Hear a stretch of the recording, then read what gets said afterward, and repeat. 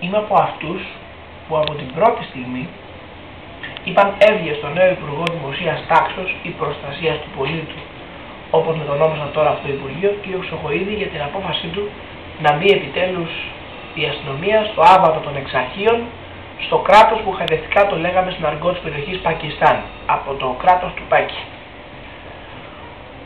Με το δεδομένο λοιπόν ότι δεν φίστηκα έβγε στη σωστή απόφαση, με αυτό το δικαίωμα σας λέγω ότι η χθεσινή πράξη του κ. Χρυσοχοΐδη να αποπέμψει τον αρχηγό της αστυνομίας, τον κ. Τσιατούρα, με το ψευδές επιχείρημα ότι το κάνει λόγω των γεγονότων στο γνωστό βιβλιοπωλείο με τα στελέχη του ΣΥΡΙΖΑ, ήταν μια πράξη έσχους.